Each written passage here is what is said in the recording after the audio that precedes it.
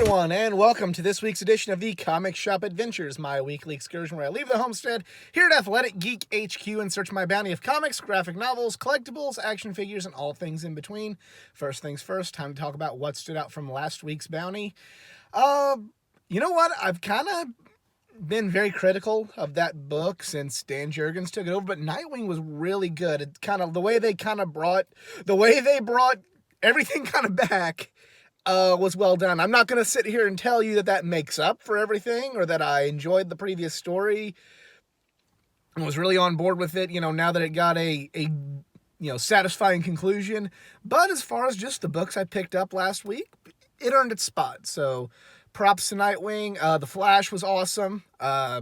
Just with how they keep doing the whole Speed Force and Captain Cold, and the ending's got me wondering where I guess this is the beginning of a new story arc, or I don't know if it's a new story arc or kind of like phase 2 of the current story arc, but it's got me asking a lot of questions, and I wonder what's going to happen with what Barry said at the end of that book.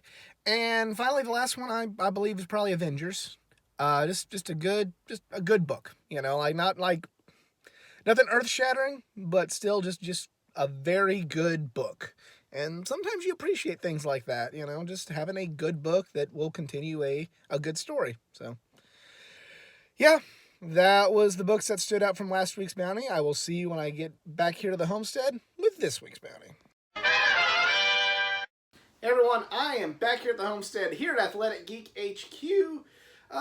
Got an interesting bounty this week, so let's jump right into it. The first things first in the world of Marvel is Guardians of the Galaxy #1. I'm a Guardians fan, so I want to give this new book a shot, a new story arc, new creative team. Much like Suicide Squad and, Constantine, if I'm not really digging it, then that'll just be the end of it. But we'll see what happens. We'll see if I like it, and yeah, we'll just go from there. Guardians #1. The next book on the list is Excalibur #6. This has been, without question, my favorite book with the new X-Men titles that have come out. I've just really enjoyed this. Really like getting to see Gambit and Rogue, my favorite couple in all of comics. Kind of getting to do their thing, and then just seeing Psylocke. I'm sounding like a broken record, but I love this book, and I love what I'm getting to see with that. Having Apocalypse, one of my favorite villains, be in the forefront of this. It's just been kind of I feel like it's the X-Men book catered towards me, and I've really liked it, really enjoyed it, and I hope it continues because it's been top shelf. Excalibur #6. On the flip side of things, sticking in the world of Marvel and X-Men, we have Marauders #6, and I feel like this one's been a bust so far. It hasn't been terrible, but as much as I like Jerry Dugan, as much as I like the characters that are involved with this story, I just haven't really. This hasn't clicked. It hasn't resonated with me as much as other folks have felt it has. I'm just not liking it as much as everybody else is, and that shocks me. It does, because I like Jerry Dugan's writing. I loved his Deadpool. Loved it. It's one of the best. Other than Brian Posehn, I think it's one of the best Deadpool runs out there. But I'm not digging the Marauders book as much as I thought I was. I'm not saying it's a bad book. I'm not saying, I don't know if it's really in danger of being, cut. But it's just, I would think I'd enjoy it more. For the wrestling fans that also watch this, it's like the AJ Styles, Shinsuke Nakamura in WWE match of the X-Men books. You'd think this would be something I'd really be on board with, but I just didn't dig it, or it's like AJ Styles. Fortunately, poor AJ is getting brought up a lot in this. The AJ Styles Daniel Bryan match from last year at the Royal Rumble. It's like, I thought I liked that better, but I didn't. But didn't dislike either one of those two matches or this book. But I guess I just, in my own head, thought I was going to get something better. But so that's plenty of time. It's not in danger of being cut, at least not right now. We'll see what happens. Marauders #6. And finally, we enter the world of DC with a kind of an interesting thread with the books that I have in DC this week. And first things first, we have Batman number 87. I have loved the new creative team so far on this. So far, so good. Keep up the momentum. Keep up everything that's been going on. I like it a lot. I'm on board with this. I'm back to having two great Batman books. And that I have yet to have any reason to walk in with trepidation with Batman thus far. Now, could that change? Absolutely. I mean, I had a lot of praise for the previous run, and then it turned into a mountain of inconsistency and a mountain of this could be good, this could be bad. But right now, I only feel we got nothing but good with Batman comics with the new creative team. Batman number 87. And speaking of Batman, we have Detective Comics number 1019. Oh, that cover is so cool. Really hope you can get a good shot at it. I know the lighting kind of makes sometimes seeing these covers a little more difficult, but yeah, Peter Tomasi, this is my favorite book. I think I can honestly sit here and tell you this is my favorite comic book that I get every time I go on a comic shop venture. Wherever I see that Detective Comics is in my pull list, I almost fist pump in the comic shop. It's just, I've loved this book so far.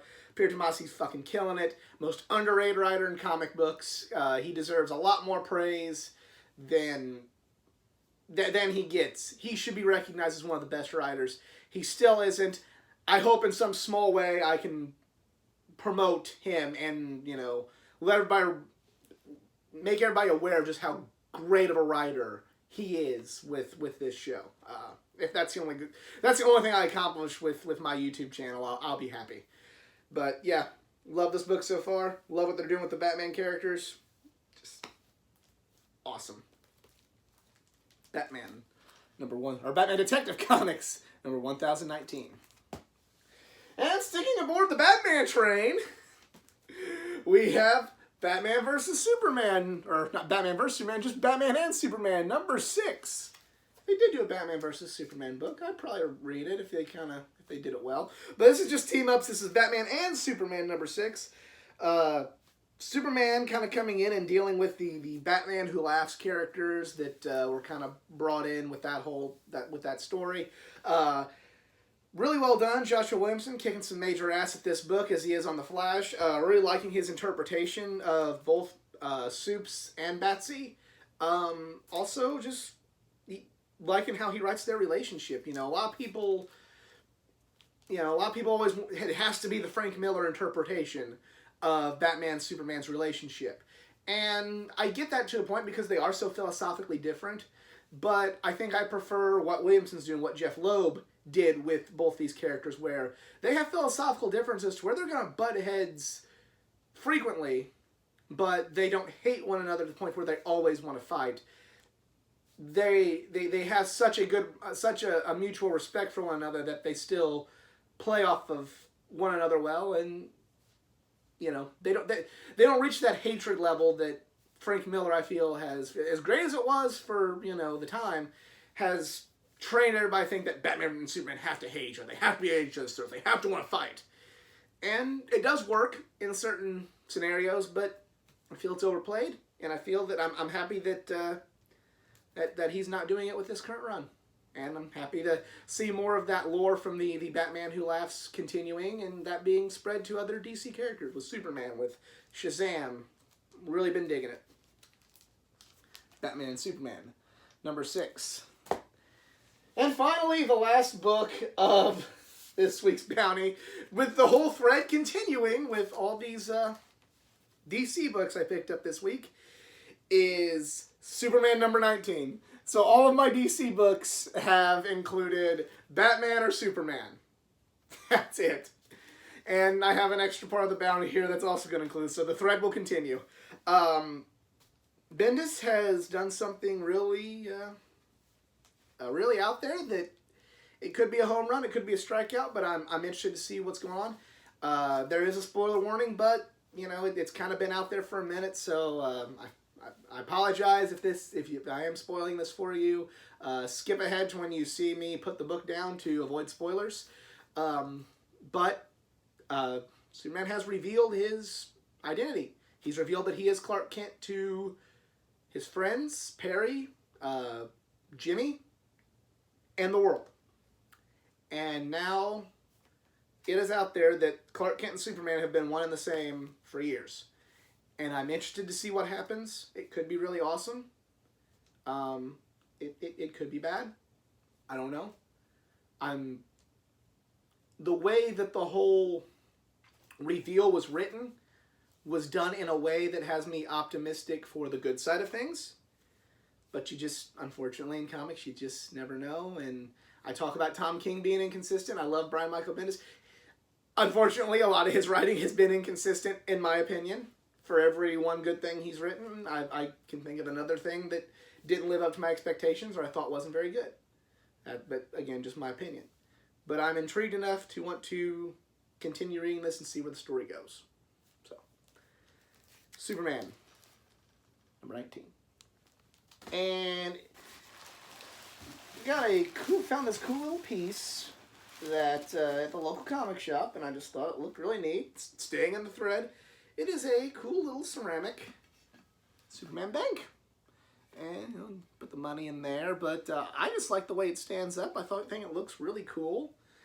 And I'm really excited to just put it in the front room that I have. I have Superman stuff over my TV, and it would look great with the rest of it. Hopefully it's not too bulky, and can actually still fit on the shelf, but I am excited to have this as part of the collection. It's just a good price. I like the piece. I got it at a good price, and I may not be putting my loose change in there. Now, if I would have got this as a kid, I would have put all my loose change in there.